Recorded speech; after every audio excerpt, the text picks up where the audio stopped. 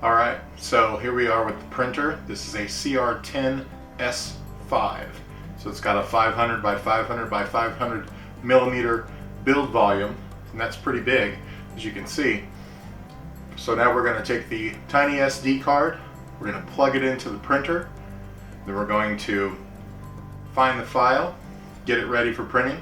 We're going to preheat the machine, then we're going to go through the painstaking process of bed leveling, assisted bed leveling, where we go through on a grid pattern 25 points along the bed, one at a time, leveling the head of the printer for each one of those spots to ensure that we get a really great first layer, which is one of the main keys to good adhesion on your bed.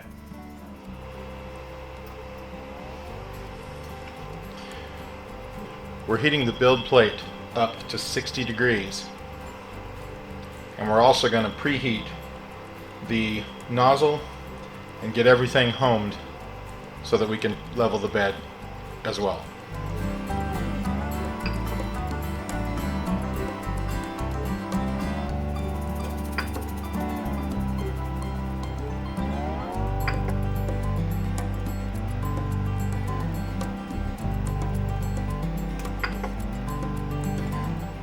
Now the nozzle will heat up to 190.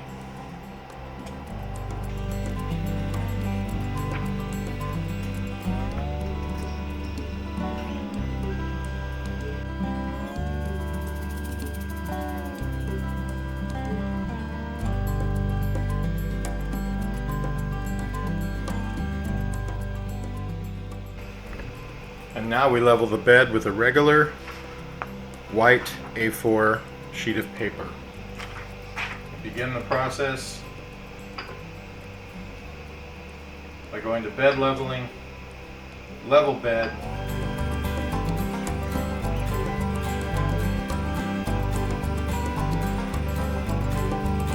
and we click to begin. And each time we slide the paper underneath the print head and we lift or lower the print head to allow the paper to move just barely, so we know that it's raised the exact thickness of one piece of paper.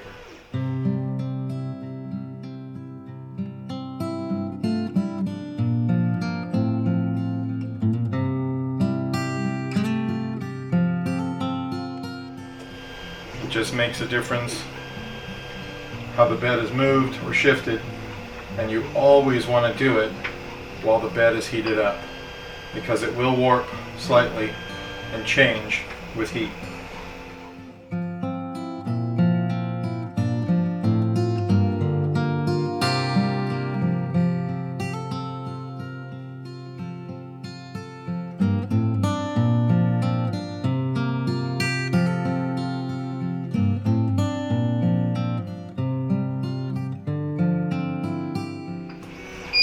When you're done, you click and it says you're done, and it rehomes itself.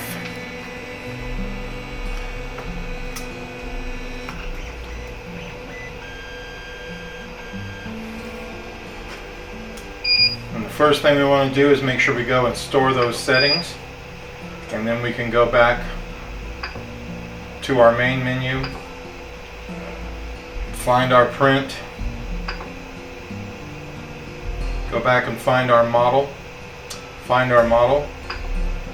We click print from media, we go to our model folder, and we find the one we want. It says goggles G code.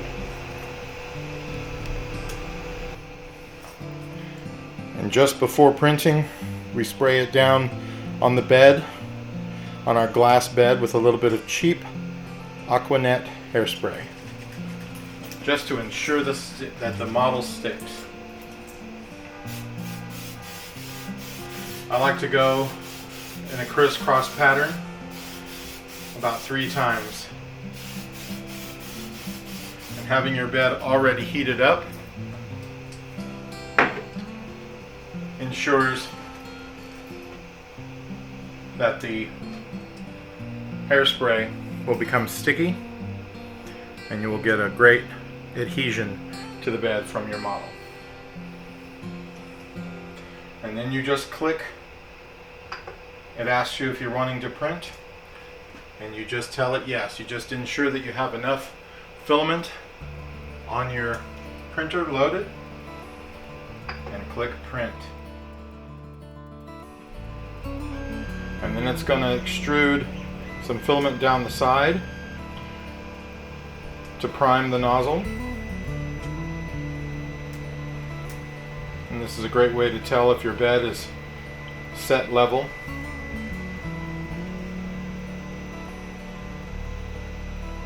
And then once it's done priming the nozzle, it'll go to the middle and start the print.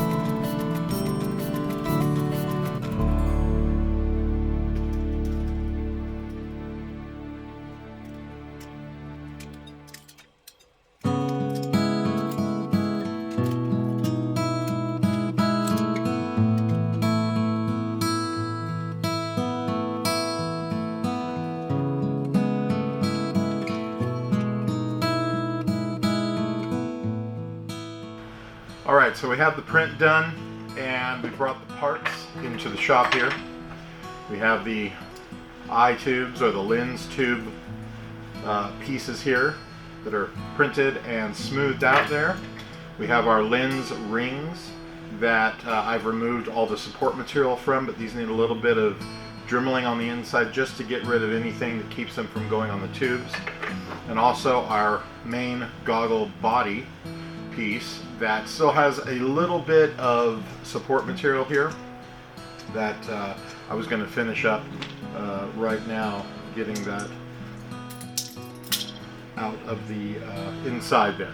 So we'll do that, and then we'll work on refining the rims a little bit so that all the pieces slide together.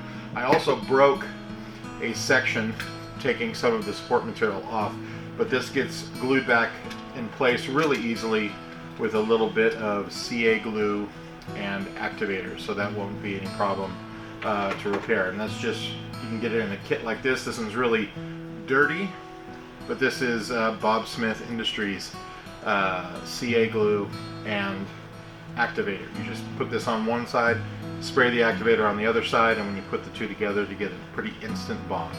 So let's get started. Get some of this stuff right in. Trying to show this to the camera. There's some support material still in there right along this edge here. I'm just going to pull all this stuff out.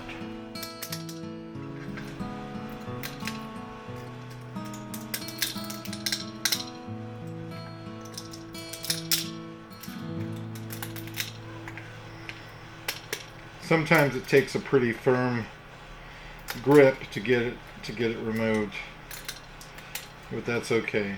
It'll come loose.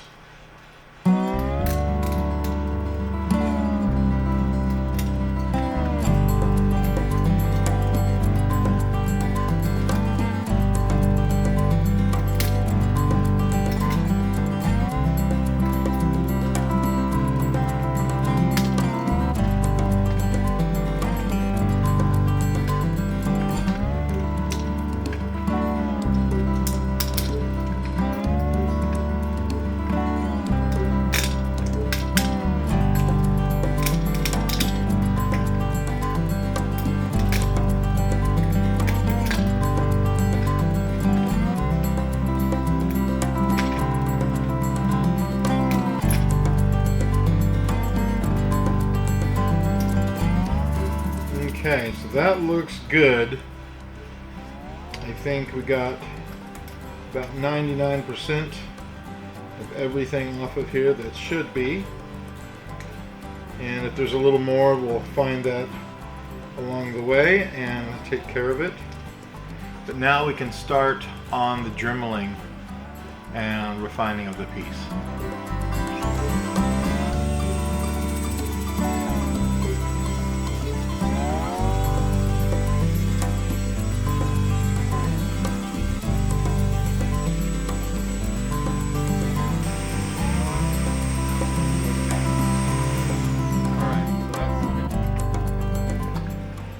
Alright, so that's it for our dremeling.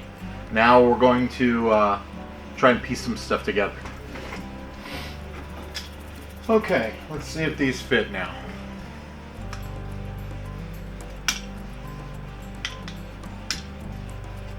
That one seems to be going in just fine. We'll glue it from the back. And now let's see, this one will go in just as well.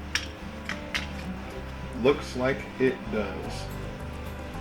Okay, so there are our lens tubes in place,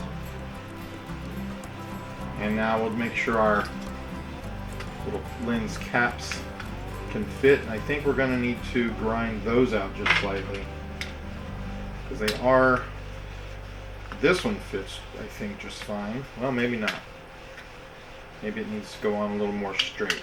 Now, we're going to grind those out too. Alright.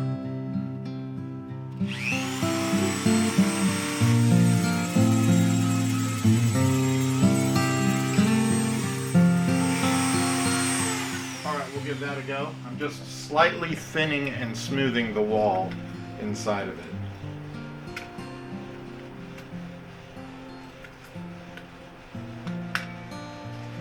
Probably need to maybe actually bang that on. We'll see if that helps or hurts. And it looks like this one is completely on. So we'll do that before we place the tubes inside of the goggles. So we'll go ahead and throw this on the opposite side. Make sure it's straight. Really tight, good fit. And everything is nice and snug. Okay, cool.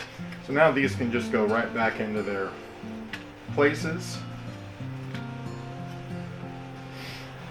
And I designed these with almost zero tolerances so that they fit absolutely perfectly. However, as you see, they do need a tiny bit of grinding. Okay, so there's our main goggles put together,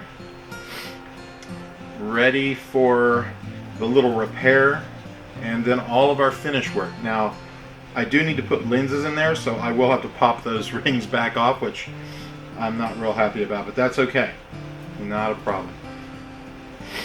Alright, so I just glued the inside of these tubes with a little bit of CA glue and activator sprayed on over them after I went with a Q-tip over the edges to flatten the glue out and to push it into any of the spaces that may be left. And we glued on our broken off piece, put a little CA glue on one side and a little activator on the other, and put this piece back on, so now it's nice and firm and ready for any of our body work and everything else we need to do to finish these guys out. So now we're going to take this Bondo glazing and spot putty, and we're going to apply it using this little metal spatula that you can get at most local hobby stores. And basically, we're just going to take a small amount and brush it over any place that has holes, grooves, lines, or whatever that we don't want to see. So I had a rough spot where some of my support material had failed, but the print was able to save itself. So I'm just going to put this over, and just like spreading drywall compound on a piece of drywall, or peanut butter on bread, if you will, we're just going to spread it over filling in any of the gaps and lines. And once this dries, we'll go back and sand it. So sometimes you have to do a little more post work on your model than you really want to, but it's all part of the process. This is actually a pretty common thing to have happen. So it doesn't mean it's a failure, and it doesn't mean it's going to come out ugly. It just means you have to do something about it. So we're just going to put it on. If it's a little rough, it's okay. You want to try and smooth it out as much as you can, just to save for, less sanding. But you want to try and smooth it out as much as you can, so that you don't have to do so much work later. So I'm just putting this on in the areas, filling in some grooves and things from kind of an ugly layer that we had happen there. So, and if it requires a little more, then put a little more on. You don't want to cake this up. You don't want it to be a giant thick layer and thinking you're going to just sand it down later, because it will cause you too much work. And you can't really get a feel from where the actual surface is that way either. So you can see I'm just spreading it across the surface and scraping it down flat as I can. You can give that some pressure to fill up those ridges. And I'll go back and take care of a bunch of detail spots and everything as well, as much as I can reach, handle.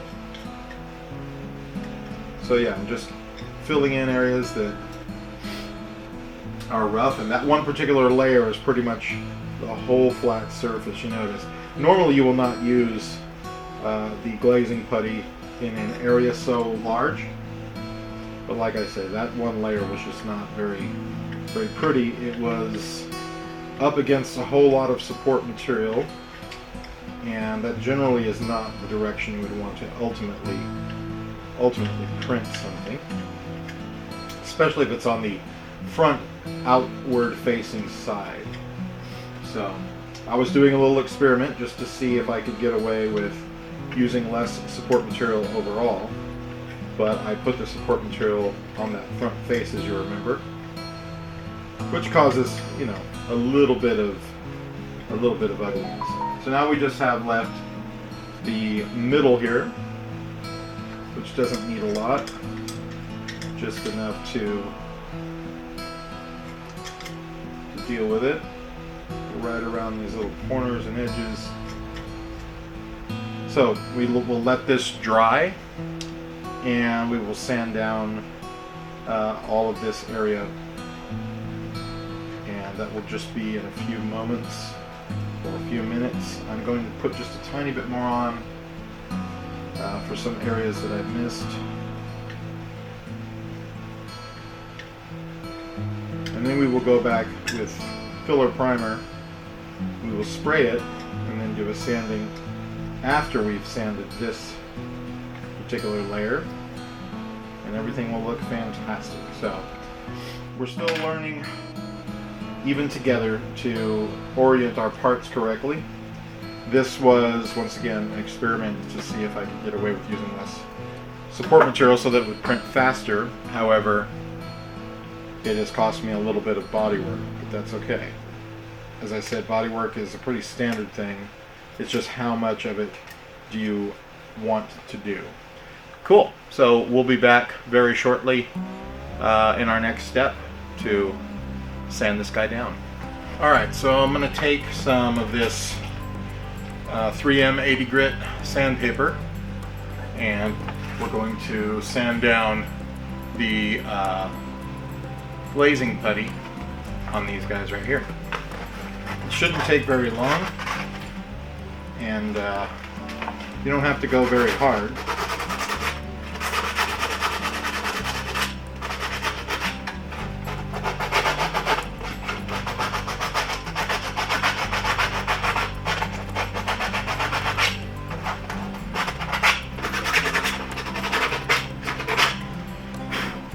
Right into the lens. And you can see how that starts to work.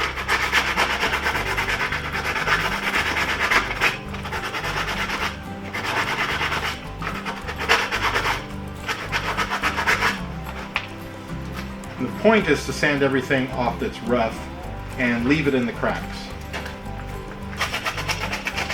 And this is why you don't want to put on too much, because it just makes this part harder.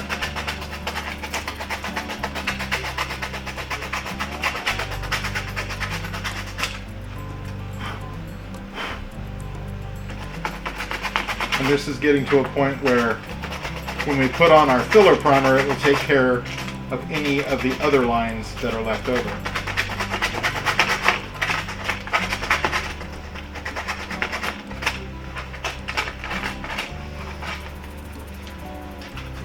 So 1/2 is almost done.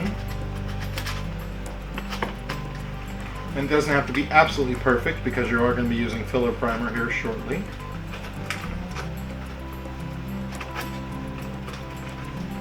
Getting into the little crevices is sometimes difficult, but luckily glazing putty is soft enough that you don't have to get it really hard. You can just make sure you make contact with it and it will pretty much take care of it.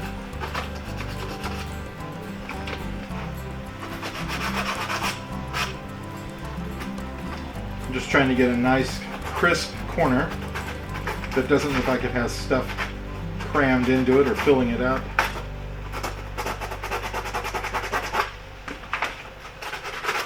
And it starts to really make these look much more finished.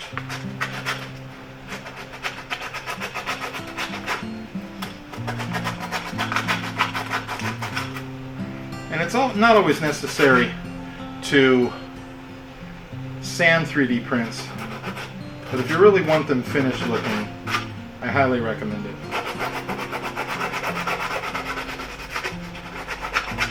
This was printed on a 0.2 layer height, so kind of a medium quality. And now for getting into the middle, I recommend using something like a popsicle stick. And you just put your sandpaper around it. That way you can have a hard surface to push against the print. Otherwise you can't get it in there and you can't push down on it the way you need to. This also works for getting good crisp corners sanded on anything else that we've already done.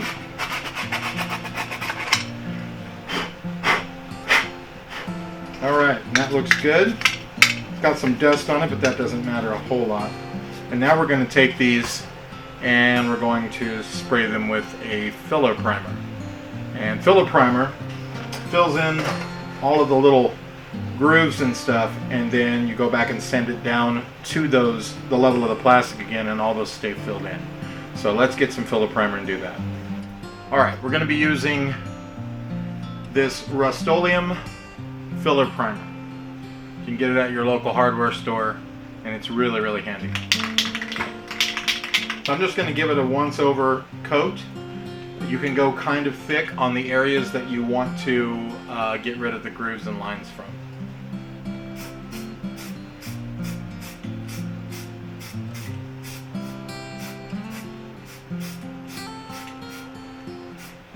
Having a coat of primer not only helps your paint stick, and other than the properties that the filler primer provides, it also lets you see your piece a lot easier. If it was black, the detail now will show up because you can actually see it in the real light. If you can take a look, you can see that there's actually those divots on the lens rings and a little detail in between the lenses there. You can actually see all of this now. So I just spray it with a good dose of that, making sure that the heaviest amounts are on the areas that have the most distortions or lines or whatever. So we're going to take that and we're going to let it sit and dry, and then we'll be back for doing a bit of light sanding and then eventually our paint.